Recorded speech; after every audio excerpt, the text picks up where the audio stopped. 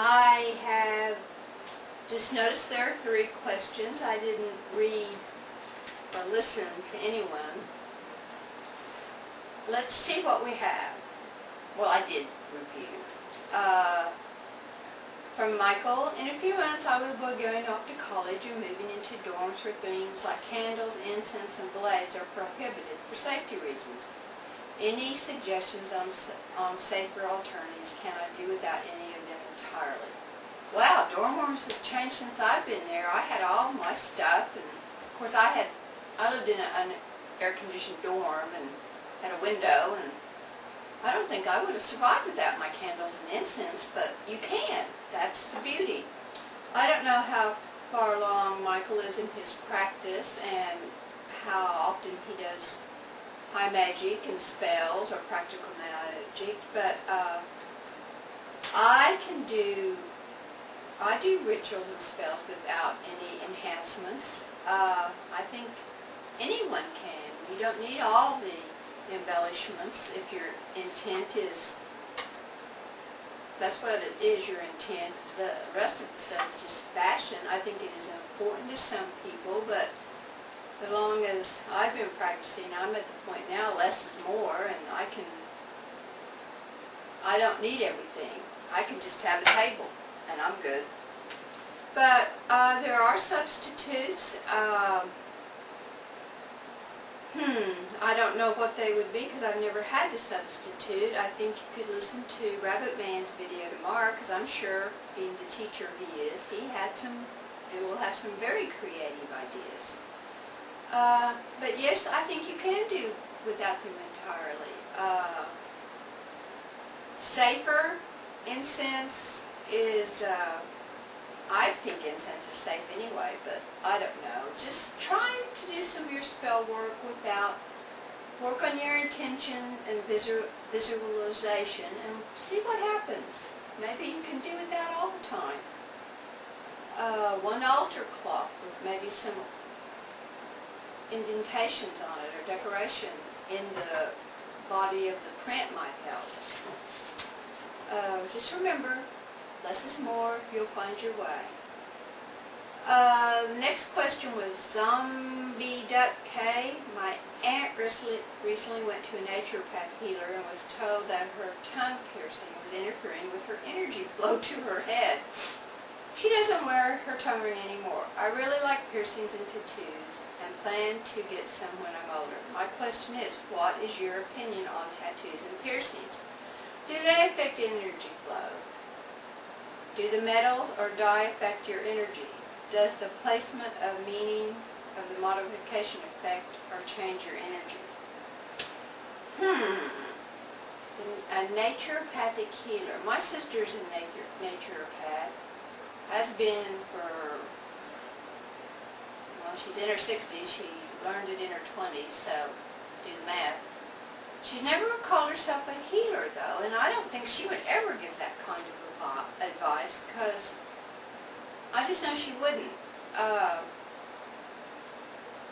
It's about, well, that's a whole new question about naturopaths. That just doesn't feel right, that healer saying that. Tongue piercings, there's a lot of theories on this. I wear copper earrings at certain times. I have a titanium plate in my head, and it has not affected my craft work.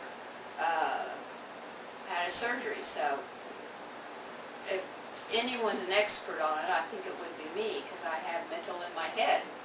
I don't have any piercings. I do hint tattoos, but I don't think any of this stuff can really interfere. It's a good question, but in my opinion, I don't think they would interfere. Now, dye is another story. I've never put anything on my hair. I don't like dyes. I do think they could interfere with just your health, which is energy, because energy is all around us.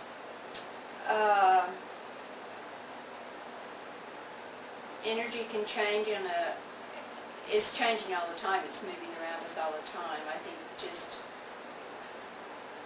keeping things at an even keel for yourself and doing, like I said, less is more. I think it was bad advice. Heck, if she takes her piercing out and the energy feels different, okay, yeah, but doesn't, put her tongue ring back in. I don't know.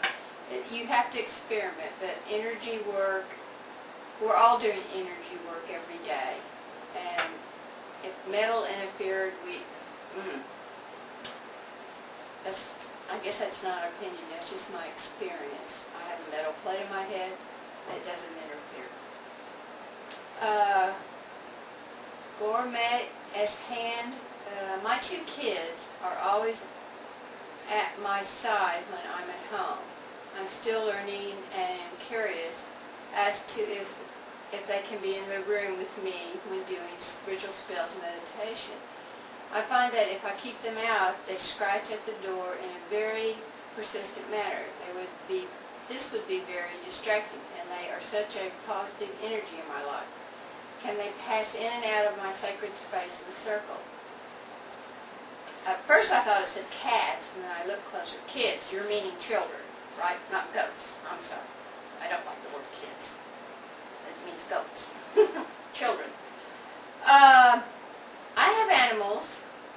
I haven't had too many children in our circles, but my understanding is from Rabbit Man is that they can pass freely, but they can be distracting.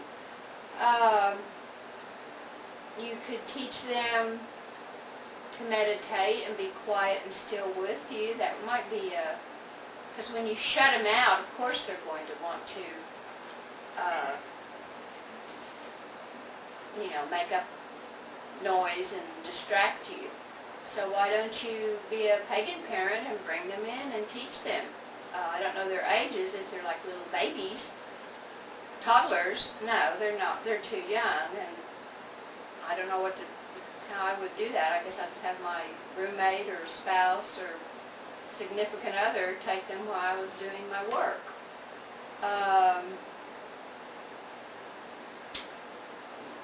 Because when you're doing a ritual or you're meditating, you have to have your intention focused on the spell, your meditation, on your calming, and it would be distracting. So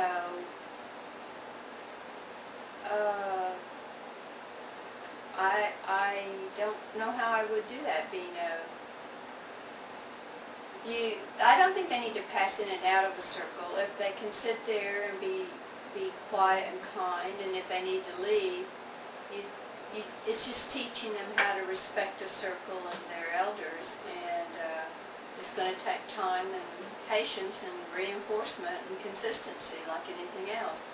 I think we're having a little baby. I have a baby now, one of my members in Rhythm of Life, and Declan's going to be raised as a pagan boy, and I'm sure he'll be coming to our circle as he gets older, so I will have more knowledge of this in years to come.